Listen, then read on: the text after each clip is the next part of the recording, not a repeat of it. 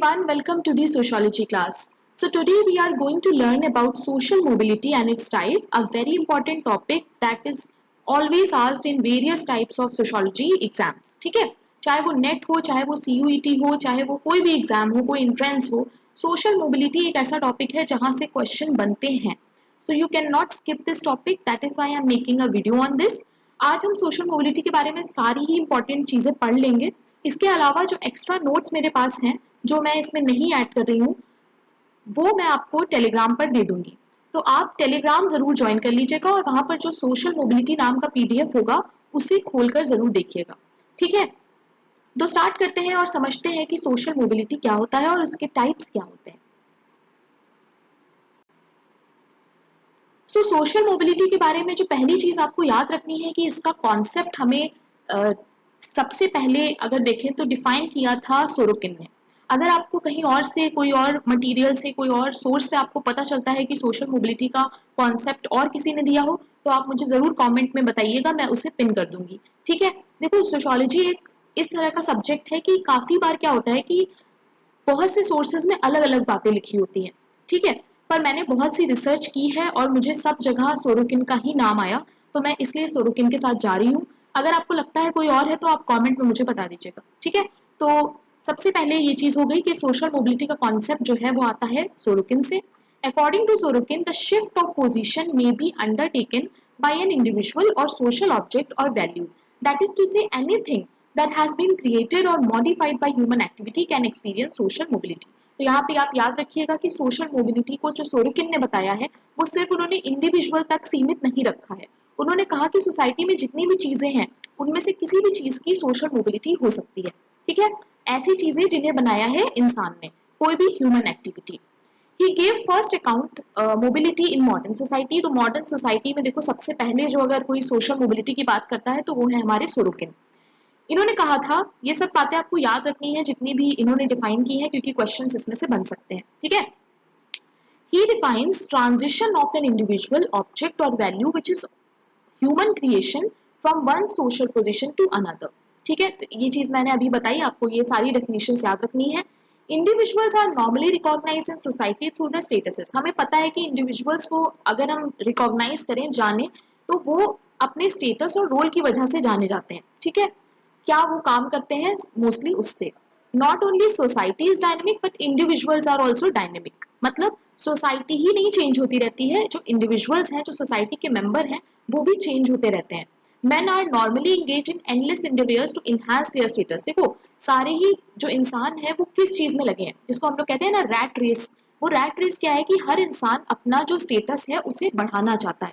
ठीक है, अगर मैं अभी YouTube पे पढ़ा रही हूँ और मेरे 3000 स्टूडेंट हैं तो मैं चाहूंगी कि मेरे वीडियोस से ज़्यादा लोगों को बेनिफिट हो और मेरे आगे जाके 5000 10,000 स्टूडेंट्स भी हों. ठीक है, फॉर मी दो it's just a number, but मैं आपको एक एग्जांपल दे रही हूँ कि हर चीज़ में जो भी काम हम करते हैं we always want to achieve that higher status. ठीक है, हम हमेशा चाहेंगे कि हम लोअर पोजीशन से एक हायर पोजीशन पे पहुंच जाएं, चाहे वो हमारी जॉब हो या फिर लाइफ का कोई भी पार्ट हो. Thus people in society continue to move up. तो इसीलिए क्या होता है कि ज़्यादातर लोग जो सोसाइटी के मेंबर होते हैं वो या तो आगे मूव करते रहते हैं या फिर डाउन पीछे भी चले जाते हैं. फॉर एग्जाम्पल कि अगर मैं एक एग्जाम की प्रिपरेशन कर रही हूँ, ठीक है, मैंने एक एग्जाम क्वालिफाई किया, उसके बाद मेरी जॉब लग गई. अब इससे क्या हुआ, मैं आगे बढ़ गई ना सोशल मोबिलिटी के कॉन्सेप्ट में, मैं ऊपर चली गई, अपवर्ड मोबिलिटी हो गई मेरी. अब जॉब में जाने के बाद क्या हुआ कि मैंने कुछ ऐसी चीज़ें कर दी जिसकी वजह से मेरी जॉब चली गई. देन मैं वापस अनएम्प्लॉयड में आ गई. तो ये क्या हो जाएगा कि मेरा जो सोशल मोबिलिटी है वो डाउनवर्ड हो गया, मेरा मूवमेंट डाउनवर्ड हो गया. ठीक है, तो ऐसा नहीं है कि सोशल मोबिलिटी सिर्फ अपवर्ड होती है, वो डाउनवर्ड भी होती है. अभी जब हम सोशल मोबिलिटीज के टाइप देखेंगे तो आपको ये सारी चीज़ें क्लियर हो जाएंगी.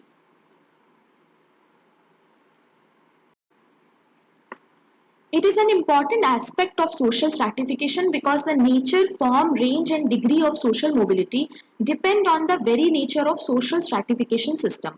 तो देखो सोशल मोबिलिटी जो है वो बहुत ज़्यादा इंपॉर्टेंट पार्ट है सोशल स्ट्रैटिफिकेशन का. सोशल स्ट्रैटिफिकेशन क्या होता है कि हमारी जो सोसाइटी है उसमें हम लोग कुछ लेवल्स में डिवाइडेड हैं. ठीक है, अब वो कास्ट के बेसिस पे हो सकता है, वो क्लास के बेसिस पे हो सकता है ना, किसी भी बेसिस पे हो सकता है. सोशल स्ट्रैटिफिकेशन का मैं एक अलग से वीडियो बनाऊंगी बहुत जल्द, तो उसमें आपको ये सारी बातें क्लियर हो जाएंगी। बट इतना समझ लीजिए कि हमारी सोसाइटी में कुछ भी इक्वल नहीं होता है, ठीक है। अब ये जो सोशल मोबिलिटी है कहीं ना कहीं ये बहुत ज्यादा रिलेटेड है सोशल स्ट्रैटिफिकेशन से। आई होप आपको ये चीजें क्लियर होंगी। Social stratification system refers to the process of placing people in different layers और स्ट्रैटा। अब देखो सोशल स्ट्रैटिफिकेशन क्या करता है कि हर इंसान को अलग अलग लेयर्स में प्लेस कर देता है, ठीक है। कोई इंसान इस लेयर पे होगा तो कोई इंसान इस लेयर पे होगा, ये हो गया क्लास डिफरेंस, ठीक। तो स्ट्रैटिफिकेशन का जो जिस्ट है वो आप इससे समझ सकते हैं। Social mobility means transition of individuals or group from one position in social hierarchy to another। यानी अगर हम किसी एक पोजीशन से मूव करके दूसरे पोजीशन पे चले जाते हैं वो हो जाएगा हमारा सोशल मोबिलिटी, ठीक है। एक चीज याद रखना कि वो अपवर्ड भी हो सकता है, डाउनवर्ड भी हो सकता है, इस तरह से भी हो सकता है। तो अभी हम लोग वर्टिकल और हॉरिजॉन्टल वाला जब कॉन्सेप्ट पढ़ेंगे तो हमें ये चीज समझ में आएगी। तो आई होप आपको सोशल मोबिलिटी का जो मीनिंग है वो क्लियर हो गया होगा। तो अब यहाँ पर कुछ इंपॉर्टेंट डेफिनेशंस, पर्सपेक्टिव्स हैं जो आपको समझने हैं regarding social mobility.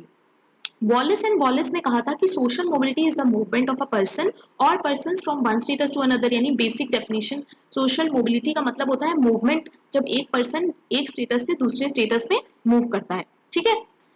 Then Scott ने क्या बोला था, refers to movement to an individual और group from one social class और social stratum to another. Same बात बोली है, थोड़े इन्होंने डिफरेंट वर्ड्स यूज किए हैं। Parsons believed that mobility is a result of process of differentiation in society and role filling by those who suit them most। देखो Parsons ने कहा था कि सोशल मोबिलिटी एक तरह का रिजल्ट है जो हमें मिलता है क्योंकि हमारी सोसाइटी में क्या है, डिफरेंशिएशन है, अलग अलग तरह के लोग हैं, उनकी अलग अलग तरह की स्किल्स हैं, ठीक है। और ये काम करता है as a role filling. Role filling मतलब जिसके लिए जो रोल बेटर है, जो बेस्ट है, वो उसको फिल कर देगा, ठीक। जिसके लिए भी वो बेस्ट सूटेड है, जो कि हम लोग इसे रिलेट करके पढ़ सकते हैं डिवीजन ऑफ लेबर के कॉन्सेप्ट से। तो पार्सन्स ने ये जो दो बातें बोली थी कि it is a result of differentiation and role filling, ये आपको याद रखनी है, एग्जाम में कीवर्ड बेस्ड क्वेश्चन इससे बन सकता है। Next is marks. Marks believe that the high rate of social mobility embourgeoisment shift to bourgeois values and practice will weaken class solidarity. He foresees downward mobility in capitalism when petite bourgeois यानी lower middle class will sink down into proletariat। देखो marks ने यहाँ पर भी अपना जो class struggle वाला concept है, कॉन्फ्लिक्ट है, वो डाल दिया। इन्होंने कहा कि हमें बहुत ज्यादा high rate of social mobility देखने को मिलती है, ठीक है। किसमें, इम्बुर्जुआमेंट में, जिसमें क्या होगा कि डाउनवर्ड मोबिलिटी होगी, मतलब नीचे की तरफ लोग मूव करेंगे। कैसे, पेटाइट बुर्जुआ जो होंगे, जो लोअर मिडिल क्लास होंगे, वो जाके सिंक हो जाएंगे प्रोलेटेरिएट में यानी वर्किंग क्लास में, ठीक है। यानी जो मिडिल, जो यहाँ पर होंगे, जो मिडिल वाले होंगे, वो नीचे जाकर किससे मिक्स हो जाएंगे, प्रोलेटेरिएट से यानी कि वर्किंग क्लास से। ओके। डेरेनग्रॉफ ने क्या कहा था कि social mobility also acts as a safety valve. इन्होंने सोशल मोबिलिटी को एक सेफ्टी वॉल्व बोला था। सेफ्टी वॉल्व क्या होता है, जो प्रेशर कंट्रोल करता है, एक तरह की मशीन, जब बहुत ज्यादा प्रेशर बढ़ जाता है तो सेफ्टी वॉल्व उसको कंट्रोल करता है। तो इन्होंने कहा कि सोसाइटी में भी जिस तरह से प्रेशर क्रिएट होता है, फ्रस्ट्रेशंस होते हैं, उसको कंट्रोल करने का काम हमारा कर देता है सोशल मोबिलिटी। तो ये सारे पर्सपेक्टिव आई होप आपको क्लियर होंगे। कोई भी डाउट हो, कुछ भी अगर गलत आपको लगता है तो आप मुझे बता सकते हैं, क्योंकि सोशियोलॉजी में काफ़ी कह सकते हैं कि सब्जेक्टिविटी आ जाती है, बहुत सी बातें किसी बुक में कुछ और होती हैं, किसी बुक में कुछ और। तो इट्स बेटर कि अगर आपको कहीं और कुछ और पता चलता है तो आप यहीं पे मुझे बता दीजिएगा ताकि मैं उसे कमेंट में सही कर दूं, ठीक है। अदरवाइज दीज आर फाइन, मैंने ये सारा बहुत सारा रिसर्च करके बनाया है, सो डोंट वरी, ये सही चीज़ें हैं। बट इन केस कुछ होता है तो हम लोग उसको भी सही कर लेंगे। नाउ लेट अस सी कि केन रॉबर्ट्स, आंद्रे बेते और एम.एन. श्रीनिवास ने क्या बोला है सोशल मोबिलिटी से रिलेटेड, ठीक है।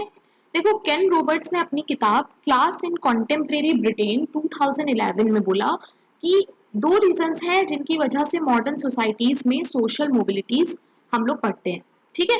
पहला क्या है, mobility is an indicator of a meritocratic society. Meritocratic society क्या होती है, ऐसी सोसाइटी जहां पर बहुत ज्यादा चीजें फेयर होती हैं कुछ हद तक, और वहां पर जो भी जो भी मूवमेंट होता है वो होता है on the basis of achievements. आपने क्या अचीव किया है वो होता है मेरिटोक्रेटिक सोसाइटी में, ठीक है।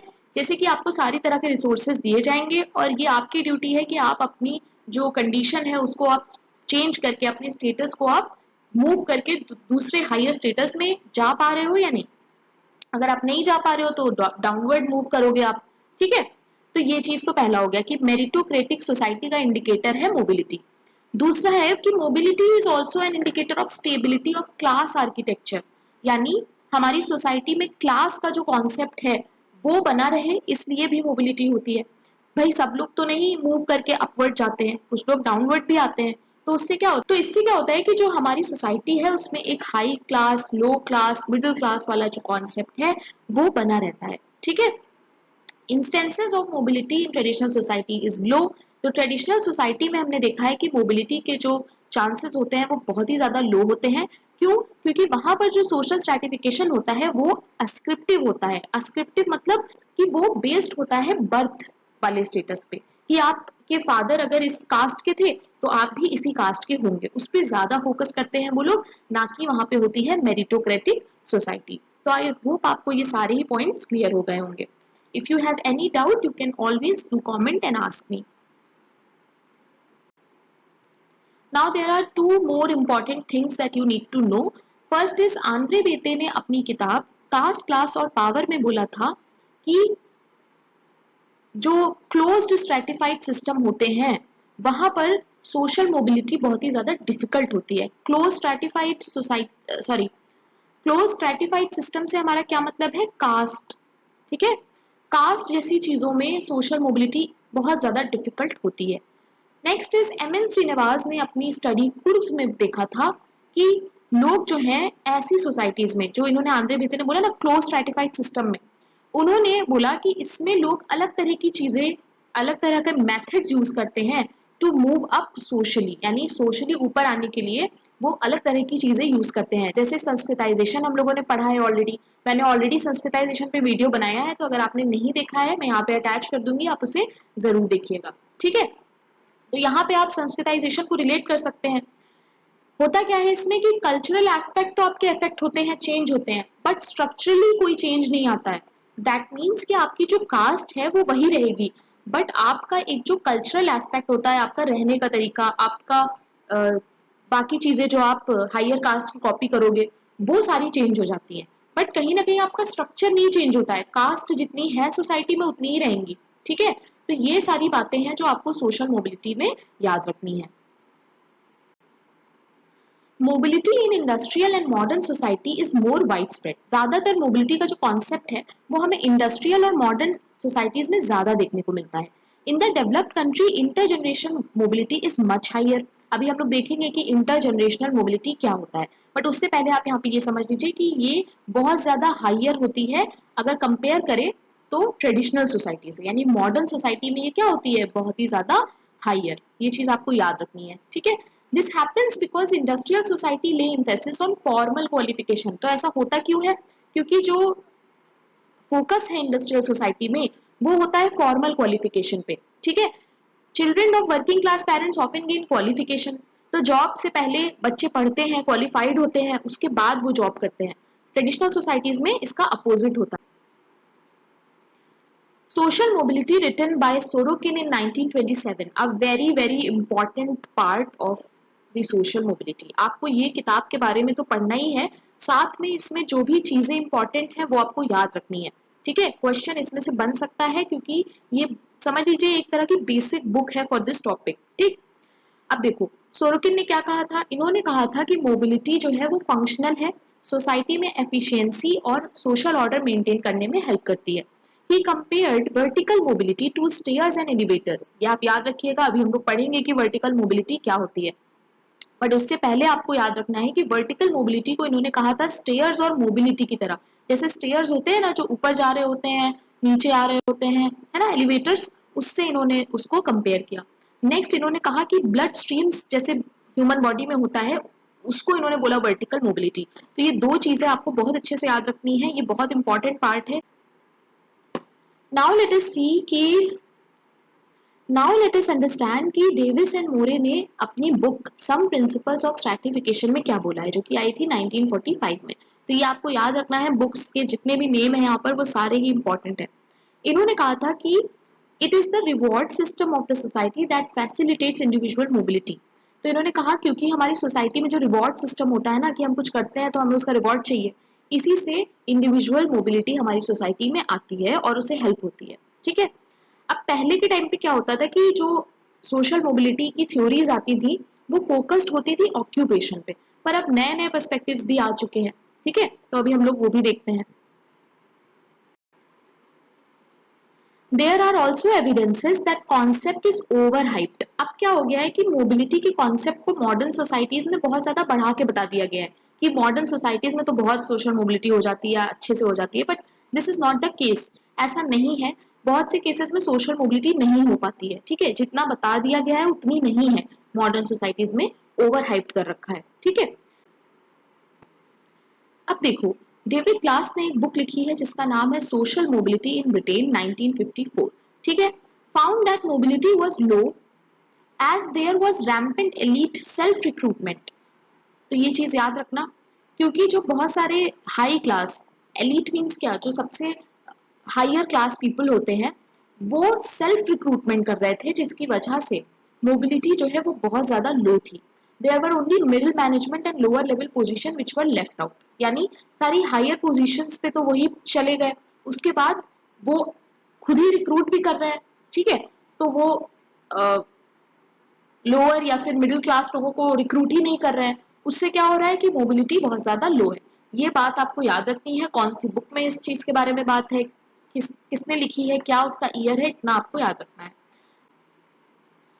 Duncan and Blau in the American occupational structure 1967, very very important book. इन्होंने इसमें लार्जेस्ट मोबिलिटी स्टडी की है। तो आप ये याद रखिएगा कि अमेरिका की जो लार्जेस्ट सोशल मोबिलिटी स्टडी है वो की है डंकन एंड ब्लाउ ने अपनी किताब द अमेरिकन ऑक्यूपेशनल स्ट्रक्चर में। ठीक है। इसमें इन्होंने क्या किया है कि इन्होंने 20,000 पीपल का सैंपल लिया था और इनको पता चला इससे कि लॉन्ग रेंज, ये रेंज है नॉट रेंज, तो लॉन्ग रेंज मोबिलिटी जो है वो बहुत ज्यादा रेयर है, मतलब लंबे समय तक मोबिलिटी नहीं हो पाती है, ऐसा इन्होंने अपनी स्टडी में पता किया। ठीक। Next is Anthony Giddens. Anthony Giddens suggest that if the rate of social mobility is low, class solidarity and cohesion will be high. कह रहे हैं कि अगर सोशल मोबिलिटी लो होगी तो लोगों के बीच में इंटरडिपेंडेंस ज्यादा होगी, लोग एक दूसरे पे डिपेंड ज्यादा होंगे। क्यों?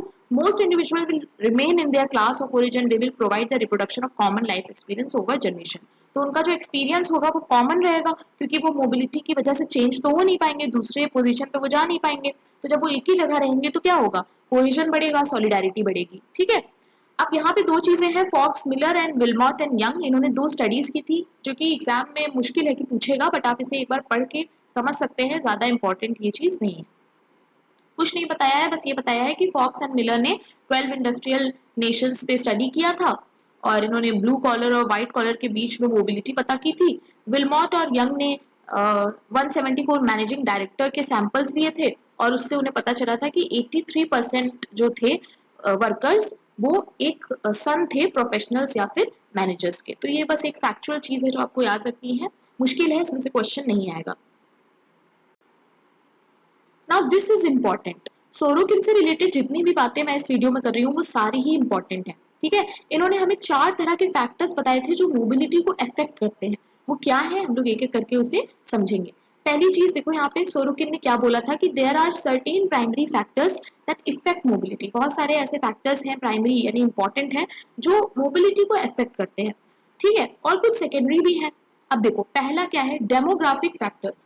डेमोग्राफिक फैक्टर्स जैसे एज, सेक्स, रेस, ये सारी चीजें मोबिलिटी को बहुत ज्यादा अफेक्ट करती हैं। फॉर एग्जाम्पल, अगर आप ओल्डर पीपल की बात करो, जो एजेड लोग होते हैं, उनके चांसेस कम होते हैं कि वो कहीं पे भी मूव करे या उनकी सोशल मोबिलिटी हो, जबकि यंगर लोगों के चांसेस ज्यादा होते हैं। सो डेमोग्राफिक फैक्टर्स, आई होप आपको समझ में आ गया होगा। Now talent and ability. देखो, अगर हम अस्क्रिप्टिव सोसाइटीज की भी बात करें तो ये देखा जाता है अकॉर्डिंग टू सोरोकिन कि वहां पर भी अपवर्ड डायरेक्शन में मोबिलिटी पॉसिबल है।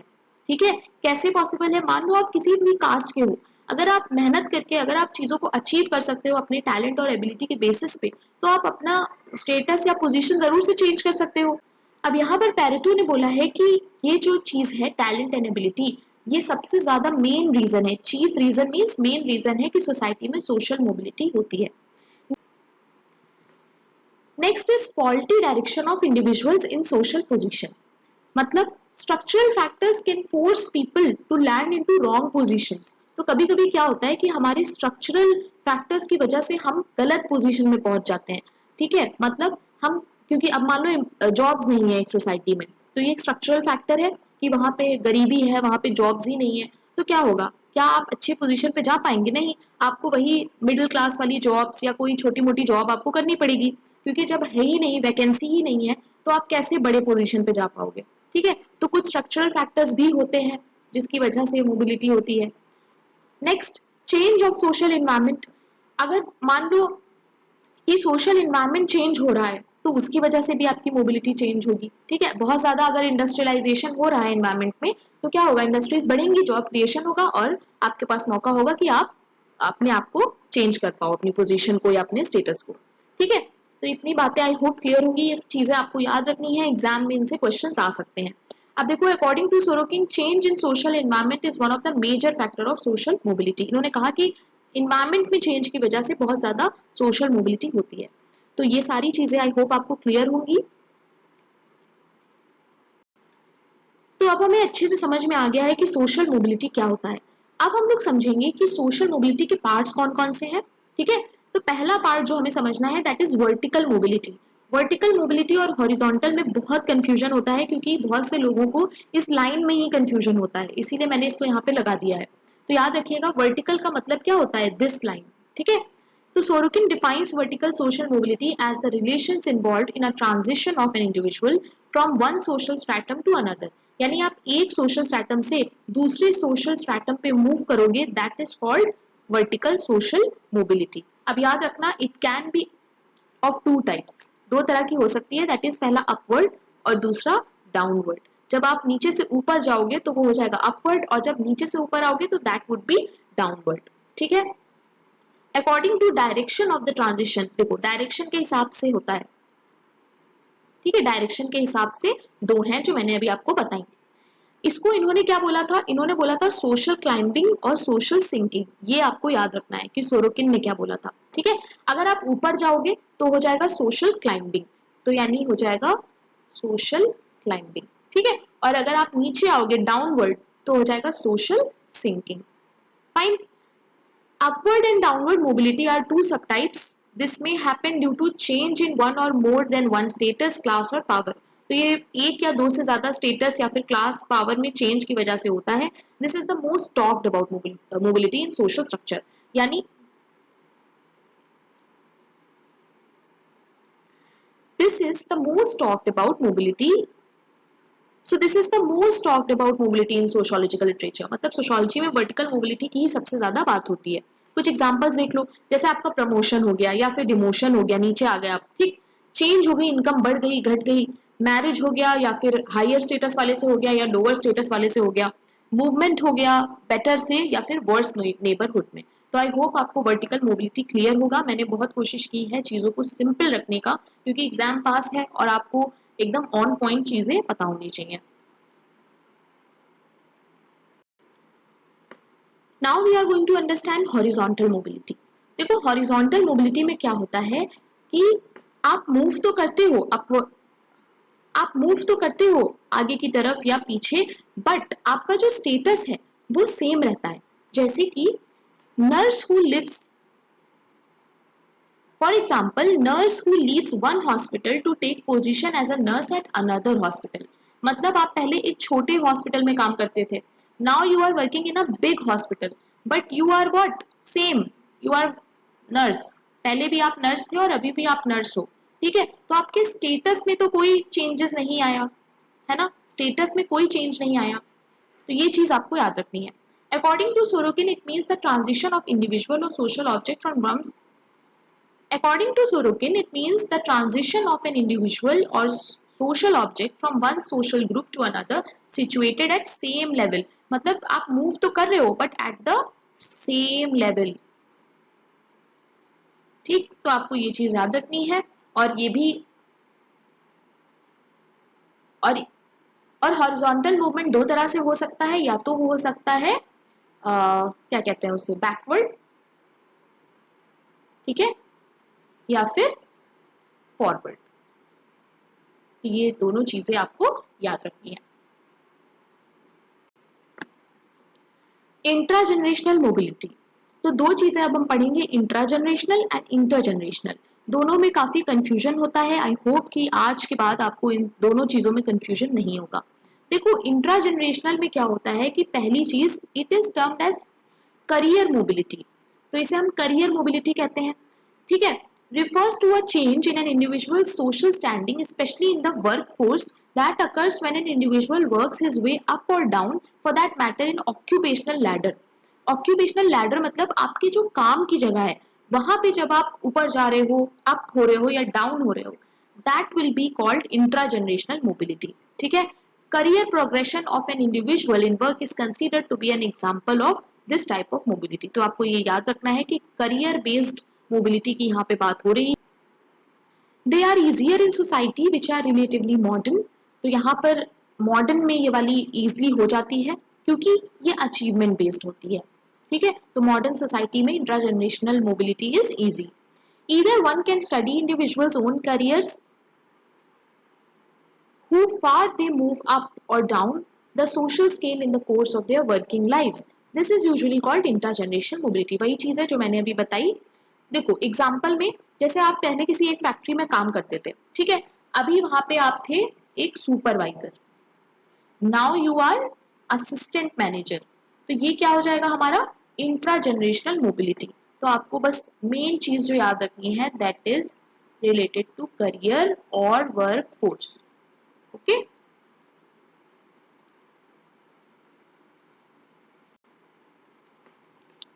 Now let us see what is intergenerational mobility. देखो इंटरजेनरेशन का मतलब क्या है कि आपके यहाँ पे जेनरेशन की बात हो गई, ठीक है। Change in social standing across generation, मतलब तो इसमें क्या होता है कि आपकी जनरेशन में जो चीज नहीं हुई वो आपने कर दी। दैट मीन्स जो चीज चली आ रही थी आपकी जनरेशन में, आप वहां से मूव करके दूसरी तरफ चले गए।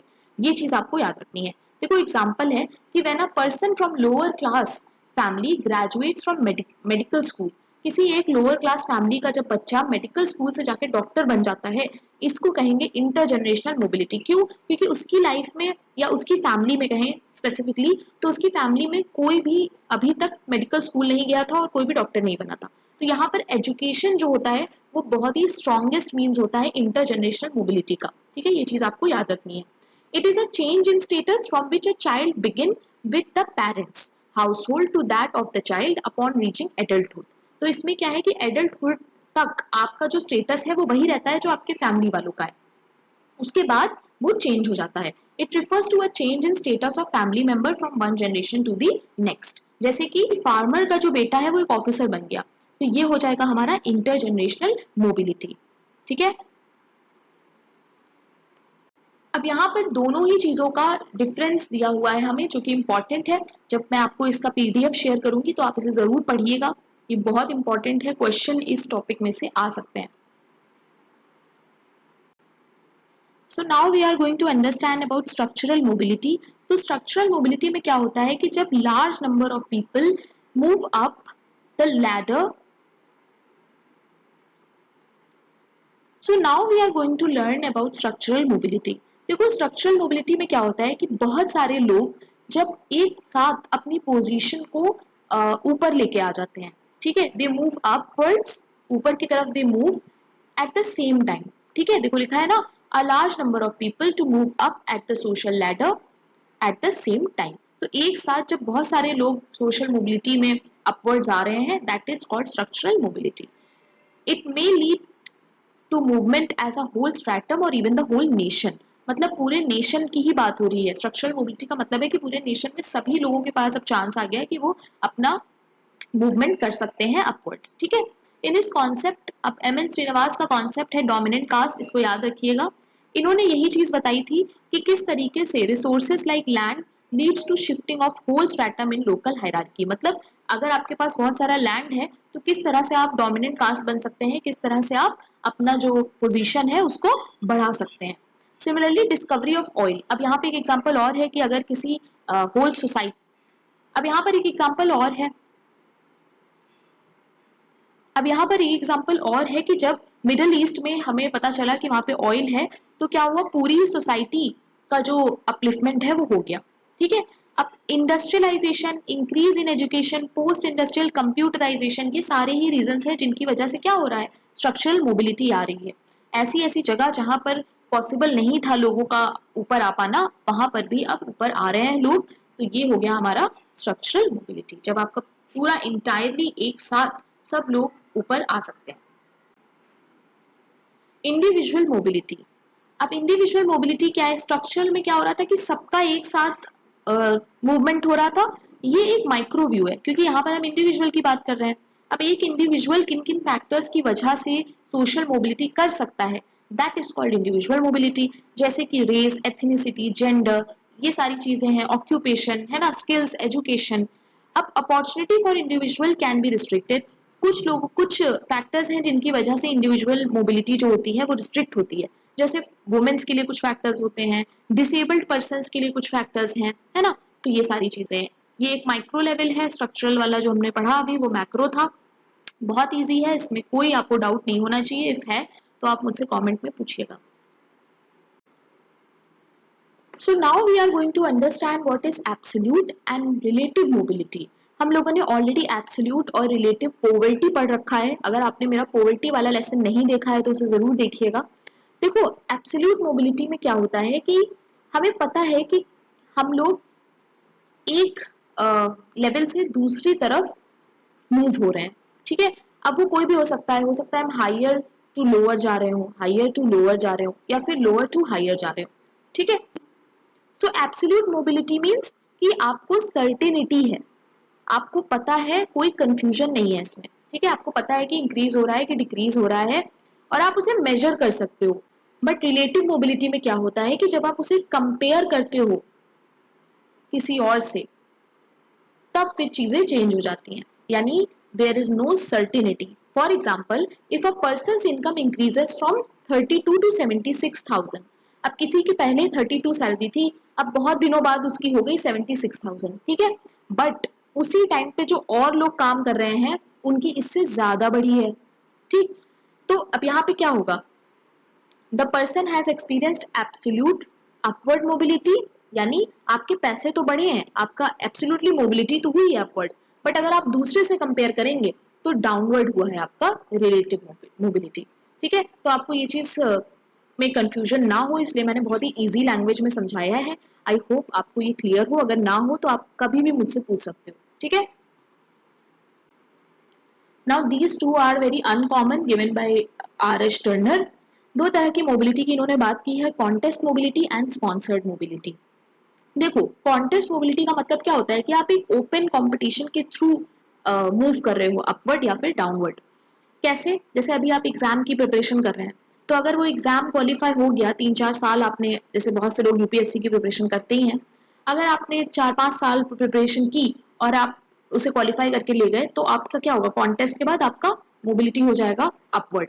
बट अगर आप नहीं कर पाए तब क्या होगा, आप कुछ और भी नहीं कर पाए, आपके पास बैकअप नहीं है लेट्स से, तो आपका डाउनवर्ड मोबिलिटी हो जाएगा, ठीक है। तो कॉन्टेस्ट बेस्ड आई होप समझ में आ गया होगा। स्पॉन्सर्ड मोबिलिटी क्या होता है, this type of mobility refers to upward status shift which occur due to decision of the sponsor or member of elite group into which individual is invited to join।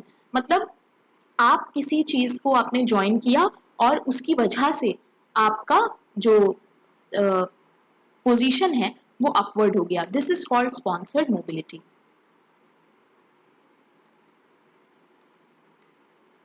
So that's it for today guys, I hope you like this lesson. If you have any doubt, do let me know in the comment section.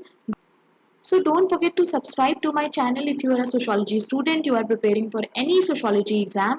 Go to playlist, वहाँ पे देखिए आपको सारी चीजें मिल जाएंगी।